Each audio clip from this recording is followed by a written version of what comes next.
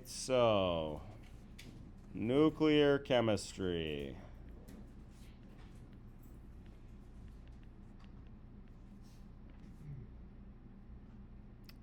All right, so nuclear chemistry is very much so kind of its own branch of chemistry. A lot of the chapters that we've studied throughout this course, throughout the past 2 semesters, kind of blend in with one another. This one very much so stands by itself. People who are nuclear chemists really don't know much about the big wide world of other chemistry, and people like me who did not do nuclear chemistry don't know much about this world at all either. It's kind of its own little subset of chemistry here. And so why is that? Let's look at a typical chemical reaction.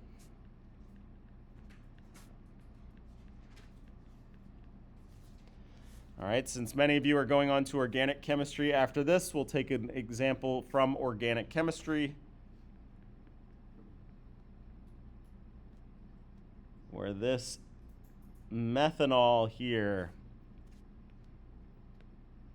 will react with hydrobromic acid.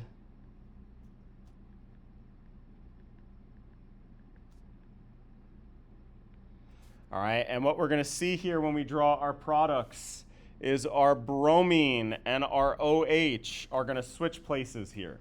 Okay, what's called a substitution reaction. So now we're going to get H3C with that bromine bound to the carbon, and HOH, which is just a weird way of writing the formula for what compound? Water. Cool, so this is a typical chemical reaction here, all right? And I sort of drew these bonds out explicitly to make a point, all right? What happens in this chemical reaction is we break these bonds over here on our reactant side, and we form these new bonds over here on our product side.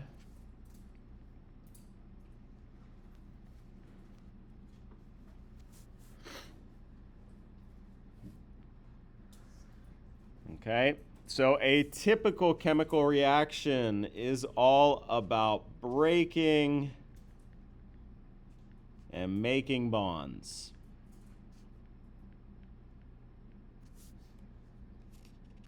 Right? That's what we're doing when we do a chemical reaction. We're breaking bonds and we're making new bonds. What's up? So would you say, would that mean like people who do nuclear chem are almost closer to physics? Yeah, it's very much so butts up against physics. We'll actually talk a lot about kind of particle-y, physics-y stuff today as well, yes. You know, there's a lot of overlap between chemistry and physics in general, but absolutely nuclear chemistry is very much so right in the middle. Okay, so if a chemical reaction is all about making and breaking bonds, well, what are our bonds made of here? Right? So we have these 3 subatomic particles that if you rewind in your brain, we introduced you to at the very beginning of Chem 1A, the protons, the neutrons, and the electrons, right? What are our bonds made out of? The electrons, right? So in this case, these are organic molecules, so these bonds are these shared pairs of electrons. Ionic compounds, we think about them a little bit differently, but same idea. You're making and breaking bonds, and the bonds are made of electrons.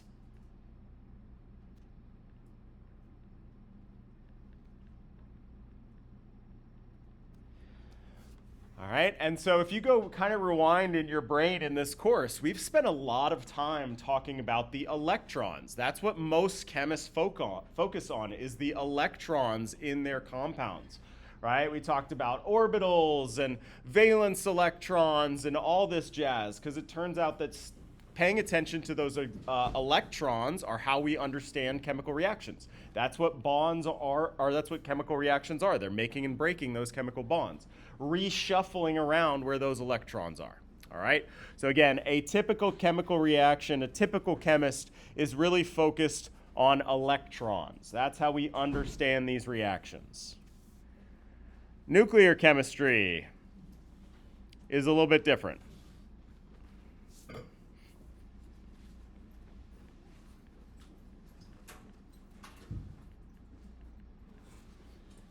All right, these are now studying a class of reactions that occur within the nucleus.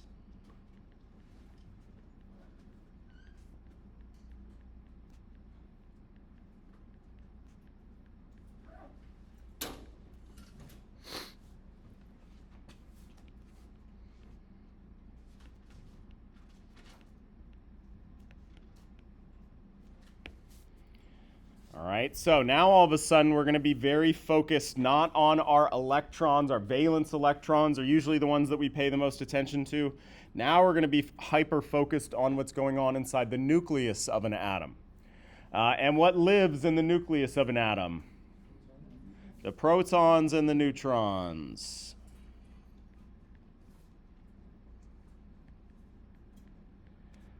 All right, so again, whereas a typical chemist is focused on electrons, nuclear chemists are focused on these other particles, the ones that live in the nucleus, the protons and the neutrons. When we introduce you all to atoms, we sort of start with these basics here, and we know the difference between these are their charge, right? So what's the charge on a proton? Yeah, +1, and a neutron, neutral. All right, the other thing is that we learn that the mass of these, They're like the same. yeah, they're about the same. And importantly, they're about 1 AMU. They're actually not exactly the same, but they are about the same. And they're 1 AMU, which is the same as a gram per mole. Okay? In contrast, an electron is 0.0005 AMU, so 0.05% less massive than the protons and the neutrons. So most of the mass in an atom lives in that nucleus, in that dense core with the protons and the neutrons. The electrons themselves are very light. Cool. And so this is kind of all we talked about with regard to these. The fact that protons are positively charged, neutrons are neutral, they live in the nucleus, and they have this mass. That's where most of the mass lives, right? So I guess we should put this is in the nucleus.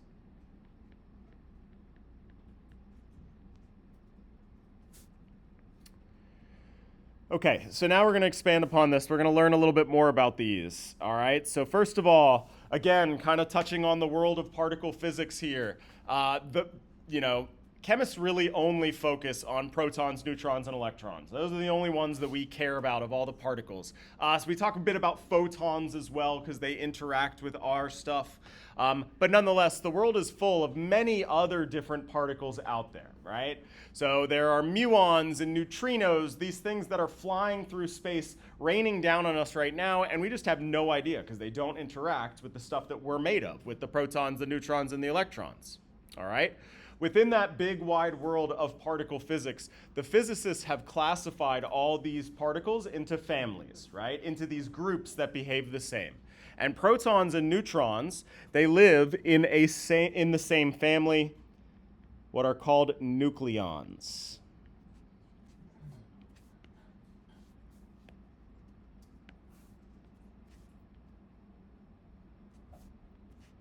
All right, so this is a family of particles containing our protons and protons and neutrons.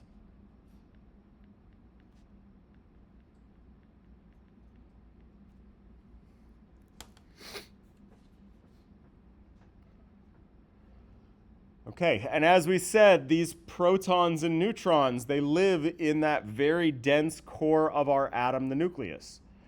If we take a step back and start thinking about our nucleus, there's something that doesn't make a whole lot of sense there. All of the positive charge lives in this one area in our atom, packed up together in this nucleus. Well, if I take these two positively charged protons and I bring them together, what's going to happen? They're going to repel one another, right? Because they have the same charge. Electrostatics says that like charges repel. So then how the heck am I packing a whole bunch of them into the core of an atom, all right? So it turns out that these nucleons here, they have a special force that's available to them. That's attractive force between nucleons that helps hold everything together in the nucleus, all right? And they got real creative when they were naming this one here. They call it the strong force. And they call it the strong force, you guessed it, because it is a mighty strong force. All right? So this is this attractive interaction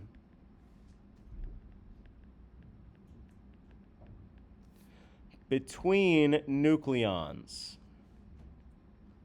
So it's only available to those particles that are in that same family of nucleons. All right, but since both protons and neutrons are in that family, they can have this strong force. Okay, we're going to note it is only good, so very strong, but only over very short distances.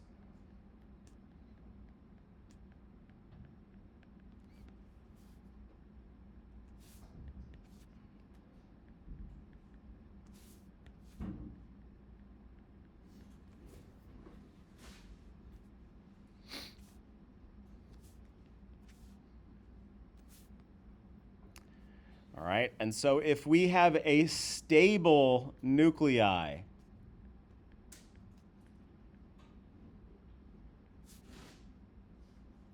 we'll call it a nucleus for right now. We're going to introduce this new term here. Stable nuclei, plural for nucleus. That implies that the attractive strong force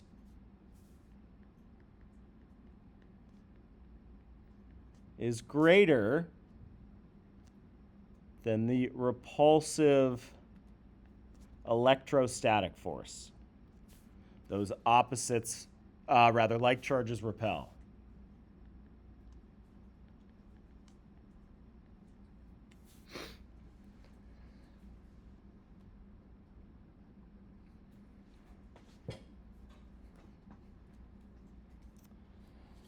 All right, so inside our nucleus are living these two nucleons, protons and neutrons. The reason why these protons, despite having their like charge, are able to all live happily together in that dense nucleus is because they have this strong force available to them, a very strong interaction between nucleons. And they do have this repulsive electrostatic force, but as long as the attractive strong force is greater, then those will be stable nuclei. Okay? What we're going to see is that larger nuclei, because they have more and more and more protons, more and more positive charge, they also have to have more and more neutrons to help keep that balance going to where the strong force between all those nucleons is greater than the repulsive force of cramming all that positive charge together. So the strong force is between protons and neutrons, not protons and protons. Protons and protons, protons and neutrons, neutrons and neutrons, everybody in that family gets to have this strong force available to them. Okay? But you're not going to have 90 protons all crammed together in one nucleus without any neutrons in there. Because then you have too much of this repulsive electrostatic force and not enough of that strong force, right? We need some more nucleons in there so we have more strong force going on. Cool. All right. So before we start talking about what happens to unstable nuclei, we're going to have to build like some tools in our tool chest here. The first one being how to write nuclear symbols.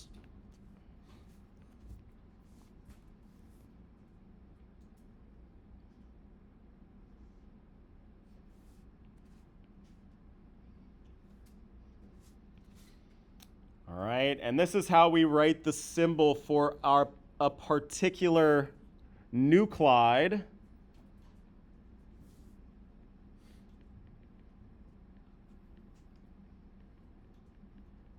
Which is a specific number of protons and neutrons. All right, so when we're talking about nuclear chemistry, the makeup of that nucleus is really important, right? So exactly how many protons and neutrons are in there is going to determine what type of nuclear reaction this has. So we would call this the nuclide of an element. Remember, elements consist of a lot of different isotopes, where they have the same number of protons but a different number of neutrons. If I want to refer to a specific isotope, right, a specific composition of protons and neutrons, that's what we call a nuclide. So a specific type of nucleus is what we're talking about. So it's synonymous with isotope? Basically, yes. So an isotope is when you have all the different number of protons and neutrons. So here you would, using a nuclide, you would be referring to a specific isotope. All right, so for example, let's look at uranium, an element that's really commonly associated with nuclear chemistry. All right. To do its nuclear symbol, we're going to include 2 extra pieces of information. Just including the chemical symbol kind of implies you got a mixture of a bunch of different isotopes in there. We're going to specify using the mass, or rather the atomic number down at the bottom.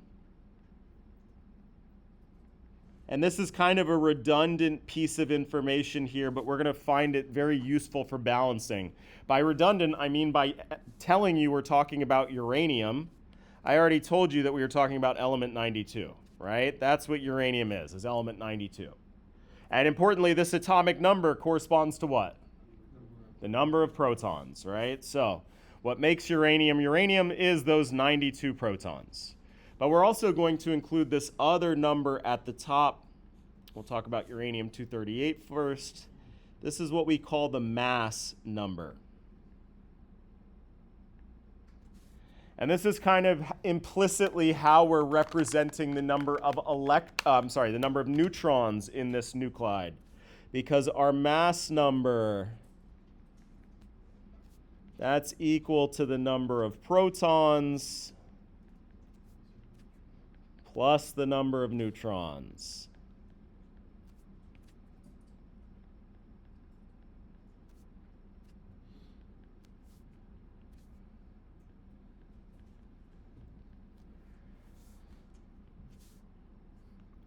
All right, if we were going to name this thing, like if I'm having a conversation talking about this thing here, this is uranium-238, the name dash mass number.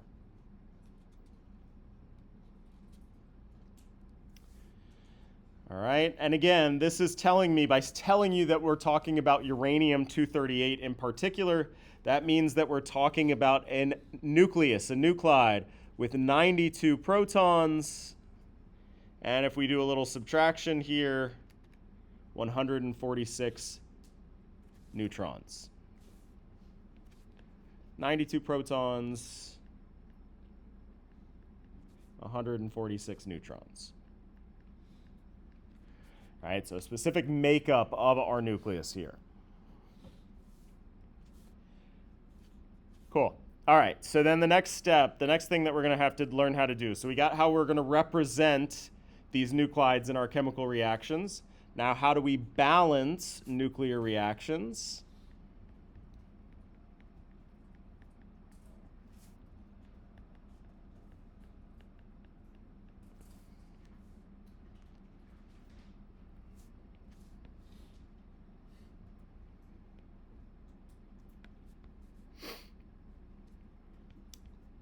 All right, well, let's take that uranium-238.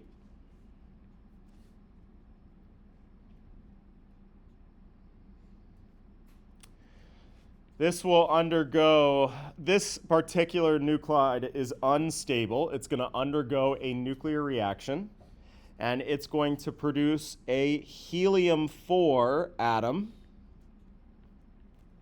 And what is the other fragment here? All right, that's the name of the game. That's what we're trying to do to balance this nuclear equation here. Okay, so our balancing here is going to rely on the same sort of conservation principles that our balancing always relies on. I got 92 protons over here on my reactant side, which means I need to have 92 over here on my product side as well. All right, so if 2 of them live in that helium atom, the other one must live in this other fragment. All right, so going to our periodic table, we can then get our symbol. Element 90, one of the cooler named ones, this is thorium, has the symbol TH.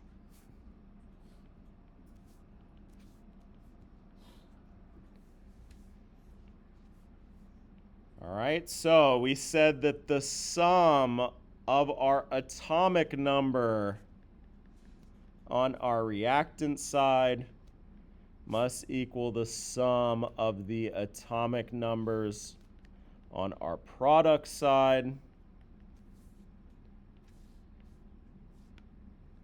How do we think we're going to get the mass number? Yeah, same exact sort of idea. This conservation, we have a mass number of 238 over here. The sum over here better be that same 238. So that means 234 plus 4 leaves me with 238. All right, so to balance, we're going to need to make sure our atomic numbers sum to be the same on both sides, as well as our mass numbers. The mass number on the sum of the mass numbers on the reactant side must equal the sum of the mass numbers on the product side.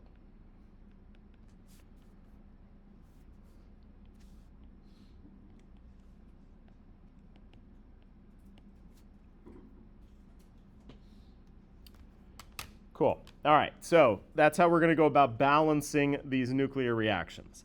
And this is a pretty typical example of a nuclear reaction. So let's see. We've got our uranium-238, and it gets broken apart into these two smaller pieces, right? We started out with this one big nuclide, and we broke it up into these two smaller pieces, helium-4 and thorium-234. Okay? So we're going to be introduced to a few types of nuclear reactions here.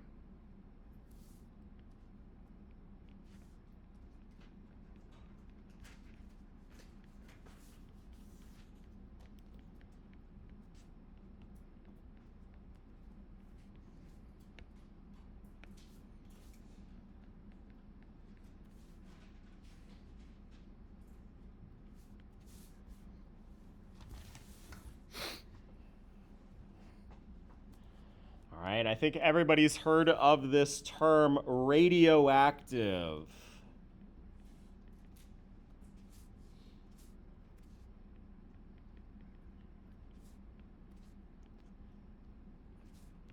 All right, this is the term we use for unstable nuclides that will undergo some nuclear reaction.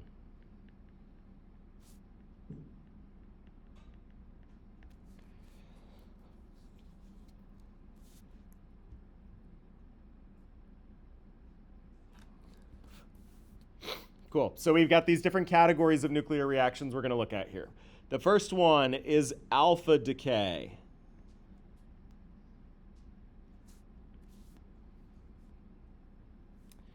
All right, and alpha decay is actually what we were just looking at, that your example of uranium-238 being converted into that thorium and helium-4.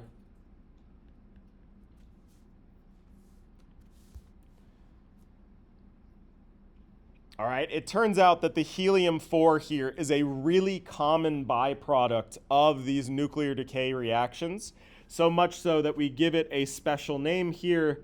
This is what we call an alpha particle.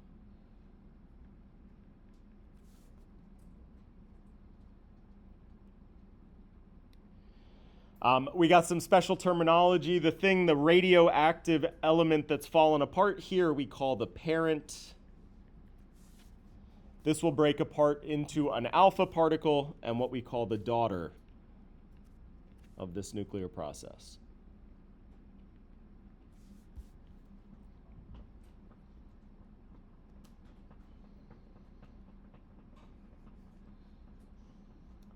All right.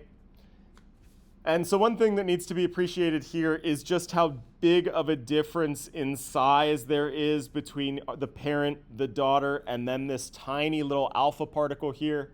When a nuclide undergoes this reaction here, this alpha decay, the alpha particle that's shot out is like it's shot out of a cannon, right? It's not just a normal helium-4 atom like you would find in a party balloon. It's a helium-4 atom traveling at like 10% the speed of light or some ridiculousness like that, right? So super high energy particle that gets ejected here. So we want to note here, our alpha particle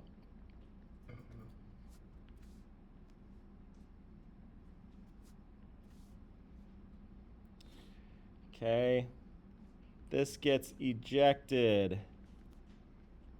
at a very high speed.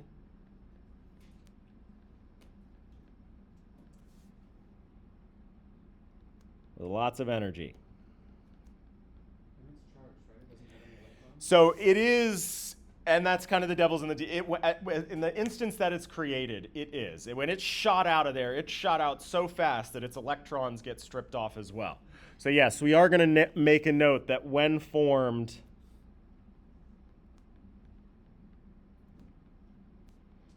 it has a positive 2 charge.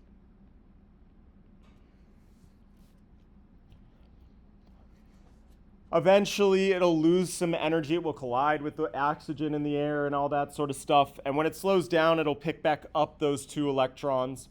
The story of the electrons is not really one that I want to get hyper-focused on. So when we draw our balanced alpha decay reactions, we're going to leave that positive charge off of our helium. Otherwise, we got to account for it somewhere else. And again, the devil's in the details there.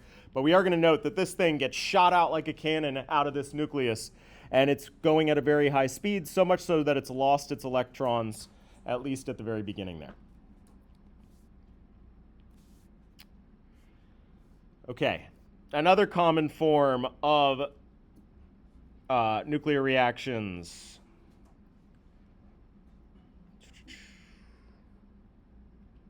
Oh, sorry.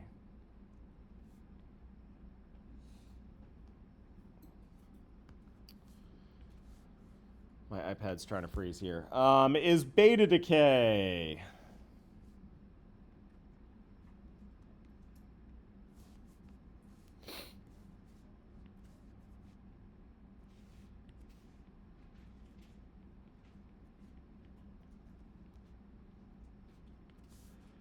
All right, if we're going to look at an example of a beta decay reaction, we have carbon 14.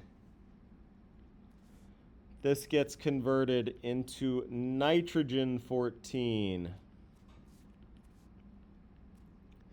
Nitrogen's got a higher atomic number than carbon does. So what's going to have to be my atomic number here to balance this nuclear equation out? -1. And what's going to be my mass number? 0. This would be the chemical symbol, the nuclear symbol of an electron.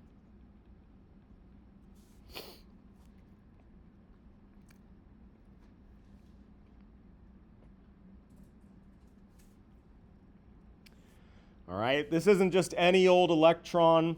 This is what we call a beta particle. And again, the difference between a beta particle and an electron is just that it's traveling really, really fast, right? So again, just like before, it kind of gets shot out of there like it's being shot out of a cannon.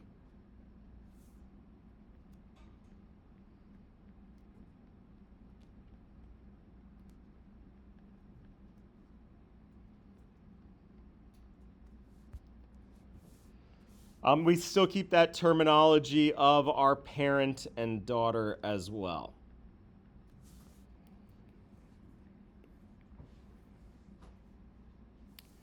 Cool. All right, so there's something kind of suspiciously weird going on here in our beta decay reaction.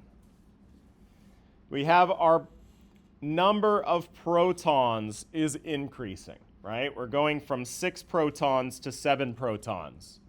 And yet our mass number is remaining constant. So what's happening to the number of neutrons in this process? It's got to go down, right? So then what the heck's, what's the deal here? So a beta decay process is where a neutron gets converted in to a proton.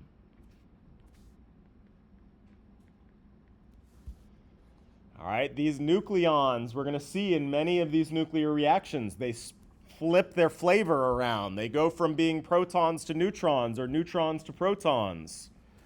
All right, there is a charge conservation issue here. So when that proton is produced, it's produced along with that beta particle, an electron.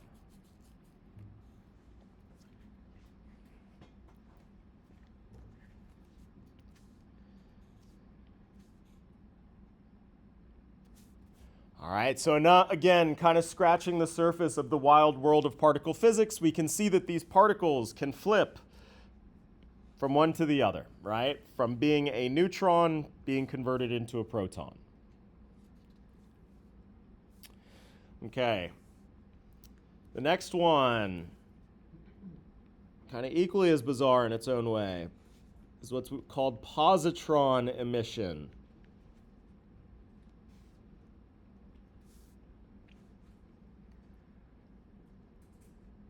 All right, positron emission. Let's take phosphorus 30.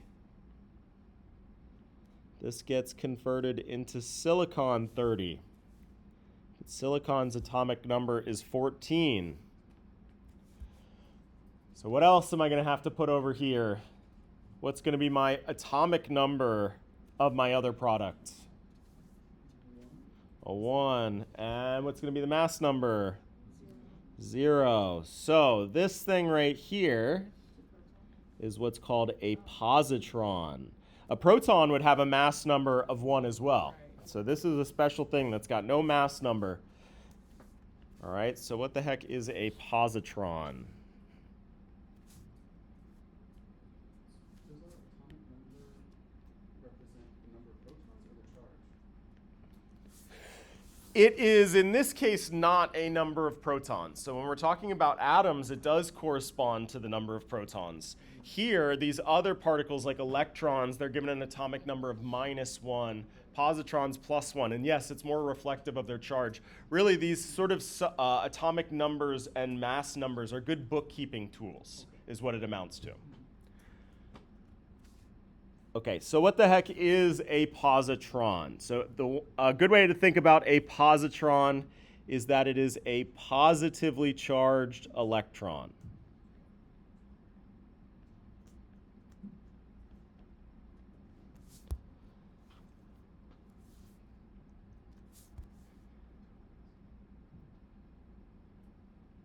All right. So everybody's like, wait a minute. I've been studying electrons for a year now, and they're always negatively charged. What do you mean just this positively charged electron here? Okay. So in, again, the wild world of particle physics, every particle has what's called an antiparticle. Right? There's the bizarro world of particles where all these antiparticles live as well. So in this case, a positron is the antiparticle of an electron.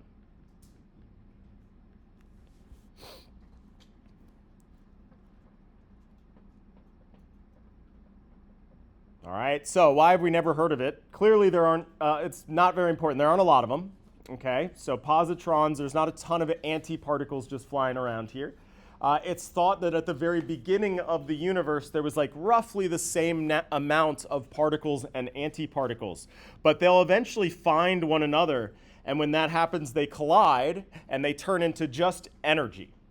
All right, so if we were to take our electron, our particle, and combine it with our positron, our antiparticle, all right, if we do our masses, our mass numbers here, we see we're going to create something with a 0 atomic number and 0 mass number. This is represented with this gamma symbol here, and this is just a high energy photon. So is this what, like, nuclear energy is? No, we'll actually talk a lot about nuclear energy next lecture. Yeah, gamma ray, exactly. Yeah. So, and this process they call annihilation. So when our universe was formed, there were roughly the same number of particles and antiparticles, but then they find one another and get annihilated and just turn into just raw energy, high energy photons. And what we're left with here in our universe is just that small excess of particles that existed. Okay? We can create positrons using this positron emission, this form of nuclear decay here. Again, if we pay careful attention to what's happening in our with our nuclides here, Paying attention to our atomic number, it goes down in atomic number. So I'm losing a proton, but my mass number is staying the same. So what's happening here? We're taking a proton, and again, we're switching its flavor to be a neutron and a positron.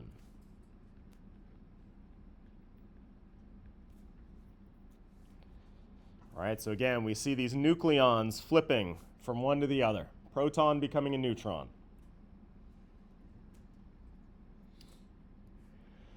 All right, and that actually, this next one, this last category, has the same effect of converting a neutron into a proton into a neutron. This is what's called electron capture.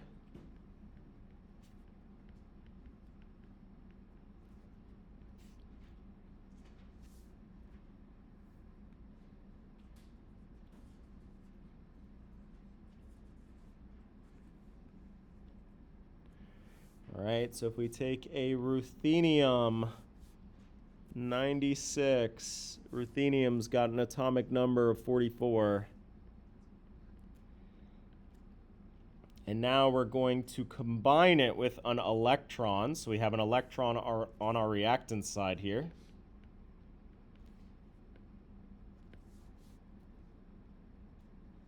All right, so everybody take a second. Copy this down. I'll put up our periodic table, and you're going to give me the chemical symbol, or rather the nuclear symbol, of our daughter that's formed here.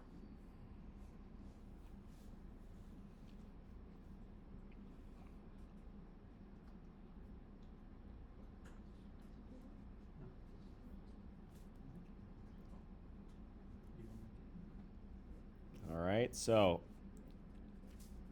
my atomic number must be 43. That's technetium. And that technetium must have a mass number of 96.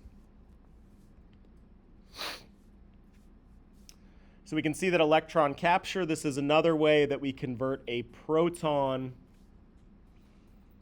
into a neutron, but we do so by combining it with an electron.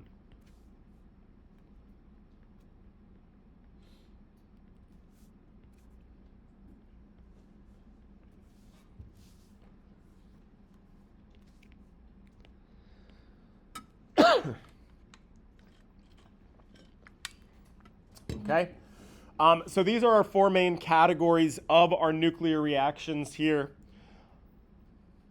Okay, we have our alpha decay and our beta decay, where we produce an alpha particle, a helium-4 atom, or a beta particle, this electron.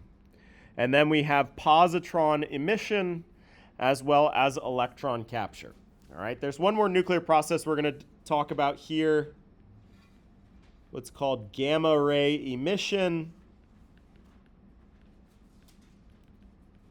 But this isn't so much like a fifth category as something that happens alongside all of those other nuclear reactions, right? So these we're just kind of going to note they accompany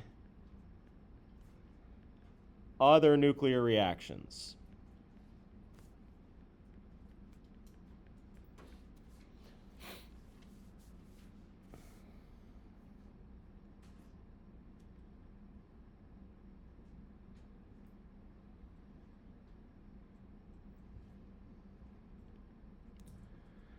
All right.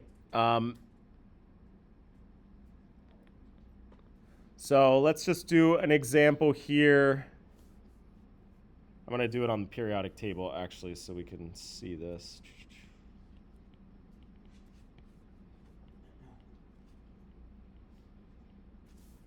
All right. So I'm going to tell you, so again, this gamma ray emission accompanies other types of nuclear reactions. So I'm going to tell you that dysprosium 163. Dysprosium is element 66 on our periodic table. This thing's going to undergo alpha decay. And I want you to finish this balanced chemical equation for this alpha decay reaction.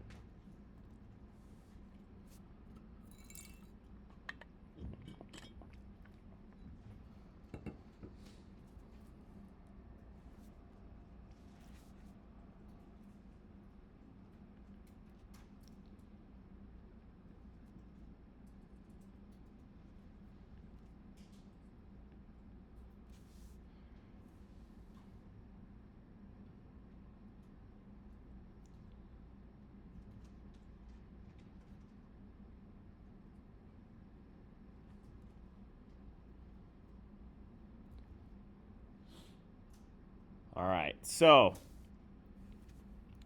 I know that the product of an alpha decay is going to be this alpha particle here. So in order to balance that out, I need to have 64 as my atomic number of my daughter fragment and 159 as my mass number. And that would be element gadolinium. All right, but it turns out that this gadolinium that's produced has a ton of extra energy indicated by this little m up here. We denote that these are metastable.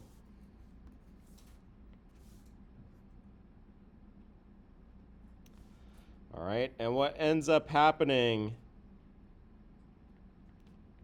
is in order to release energy, it releases a gamma ray, which is another way of saying a very high energy photon. Right, there's the visible light that our eyeballs detect. There are longer wavelengths like radio waves that we can use to communicate. The higher energy ones are X-rays. Those are the ones that can actually penetrate in through our skin. The highest energy ones we call gamma rays. And if we balance our nuclear equation here, we can see we didn't lose any mass number or our atomic number. So now we just have our stable gadolinium nuclide. All right, so this process here, this second process that accompanied that alpha decay is what's known as gamma ray emission. So how do we know when it's going to create something that's metastable? We're just going to assume, we're just going to know that these gamma ray emissions are often follow-up steps to alpha decay, beta decay, whatever. You're not going to sort of be expected to know the special case of if and when it is. We're just going to assume that they accompany a bunch of other types of radiation. Cool. All right, before we move on, we're going to talk a little bit more about these different types of radiation that are produced here, our byproducts. All right, and in particular, the ionizing power of those particles produced. So the ionizing power, this is the ability to ionize other atoms. All right, by that I mean putting it into an, turning it into an ion by kicking off an electron. All right, so our nuclear reaction happens and it shoots out this alpha particle, for example. That alpha particle can go and smack into other atoms, and if it hits them hard enough, it can knock off an electron. All right, that would be the ionizing power of that radiation. Okay, this is proportional to the mass of that decay particle. Okay, and so because of that, we see that alpha particles have greater ionizing power than beta particles have greater ionizing power than gamma rays.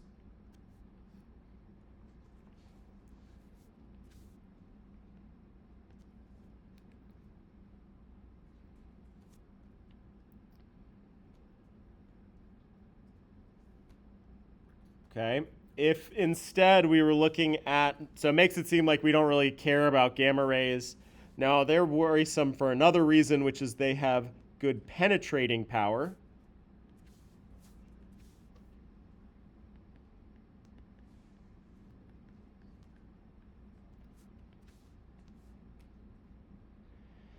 All right. Their penetrating power is their ability to pass through solid surfaces.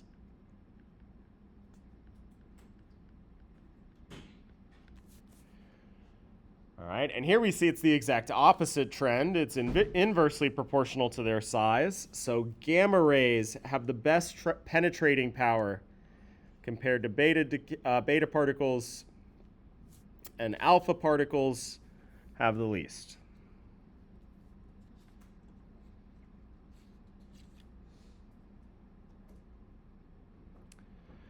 All right, they always say, and I don't know where this would come up, but if you ingest an alpha decay reaction, you're really screwed.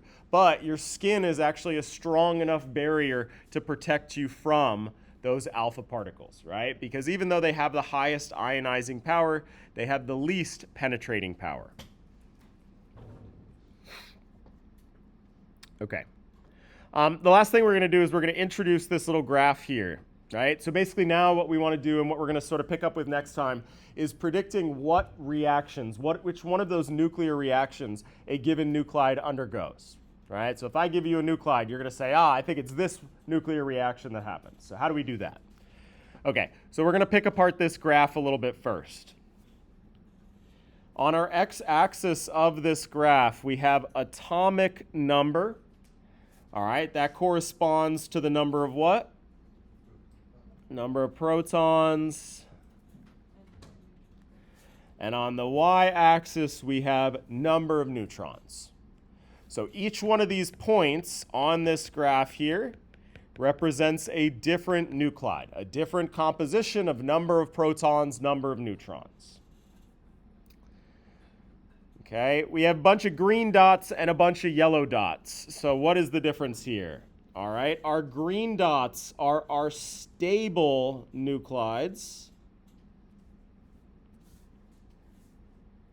And the yellow dots are all the known unstable nuclides.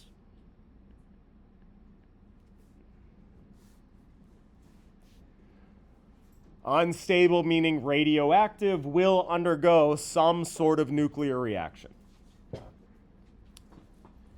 Cool. All right.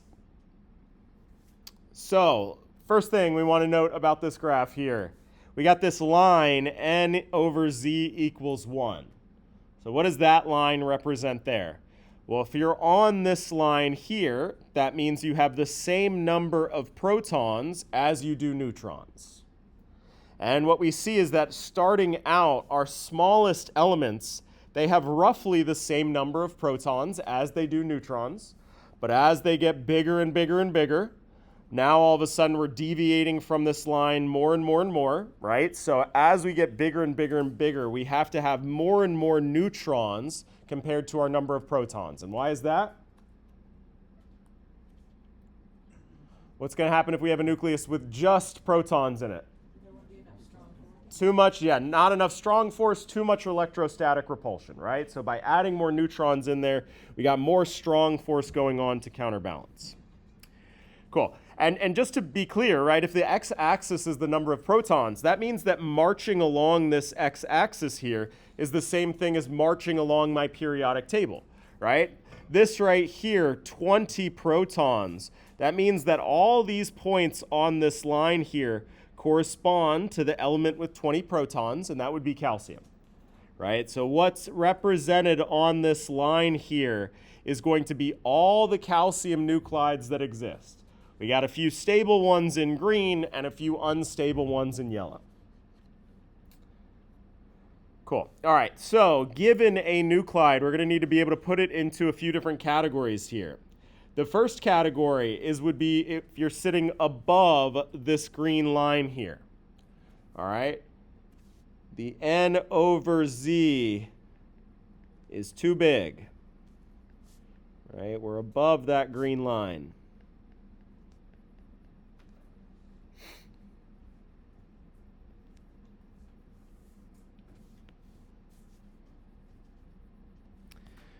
Well, if that n over z is too big, right, for those yellow data points above the green line there, that means they have too many neutrons and too few protons.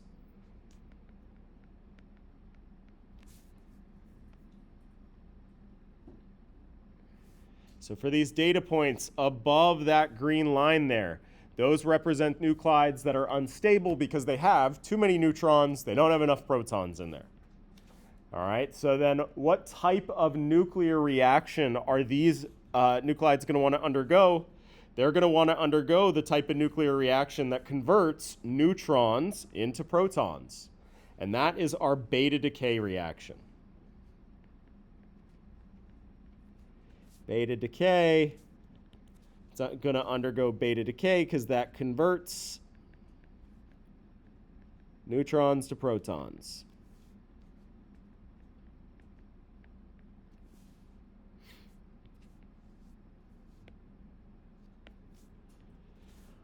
All right, and so just to sort of illustrate how that works here on our chart, let's make a mini version here. We have protons on our x-axis, neutrons on our y-axis, and we're one of these yellow data points out in space here. Well, what's going to happen if I decrease my number of neutrons on this graph? I'm going to decrease my number of neutrons. And I'm going to increase my number of protons. And that's how I'll make my way to one of those stable nuclides. Right? If we picked our point here, we're moving down one and over one. We can see that we're making our way towards that green line. All right. So then the other group would be if I picked one of these under that green line, right? If I picked an unstable nucleus underneath, nuclide underneath that green line, that means that my N over Z is too small. I'm below the green line.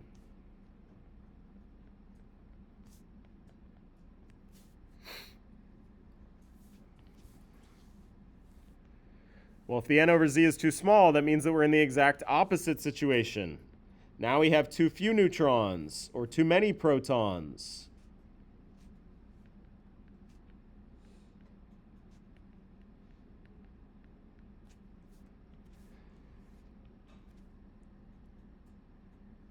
So then we're going to want to undergo one of those nuclear reactions that converts a proton into a neutron. That's either positron emission or electron capture.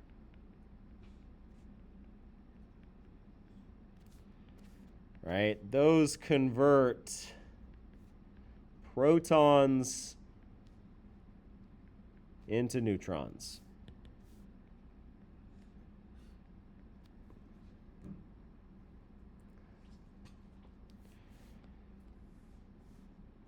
All right. Again, if we want to look at our little graph here and convince ourselves how that yellow point's going to move, now it's under our green line. And if it converts a proton into a neutron, that means it decreases in number of protons, increases in number of neutrons, hopefully making its way to one of those stable nuclei. Right? So again, looking at our graph here, if I'm one of these yellow points underneath the green line, if I decrease in number of protons, increase in number of neutrons, that's how I'm making my way back over to that green line.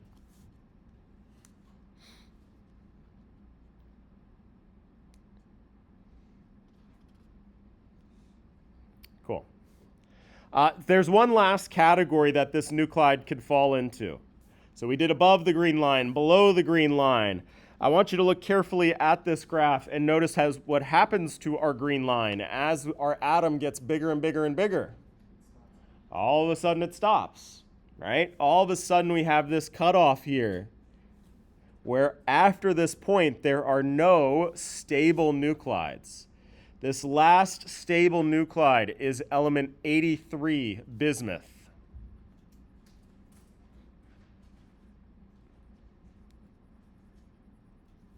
Okay, so our last category here is that Z is greater than 83. These are just too dang big.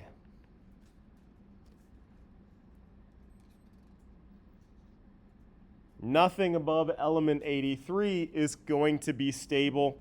They will eventually undergo some sort of nuclear reaction. All right, so what type of reaction are these two dang big nuclides going to undergo? Well, they want to shed their mass, right? They want to get rid of just how big they are. So they're going to undergo an alpha decay reaction. That will allow that nuclide to shed 2 protons and 2 neutrons, right? It gets it smaller.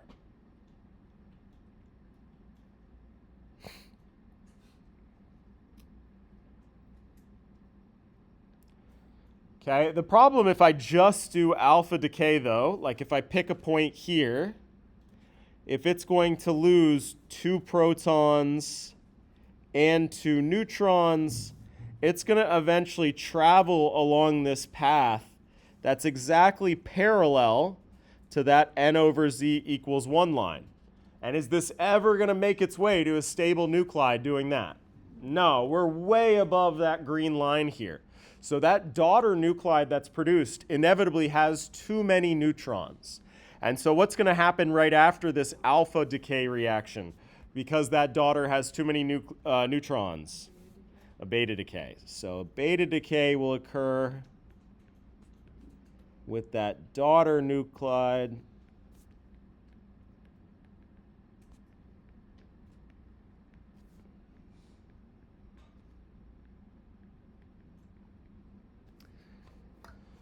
Okay, now, the devil's in the details. Exactly how many alpha decays and beta decays happen, it's not exactly 1-to-1. I mean, it might be 7 alphas with 5 betas in there, something like that, right? I mean, devil's in the details depending on what nuclide you start out with. I'm not asking you to memorize mechanisms for these different nuclides. We just got to know that they're paired up together, right? That daughter nuclide that is produced will inevitably have too many neutrons and will want to undergo one of those beta decay reactions. Okay, we're going to call it there, and so that we can get started on our lab practical, that second group a little bit early as well. We will pick up with this and do some examples of these 3 categories next class period.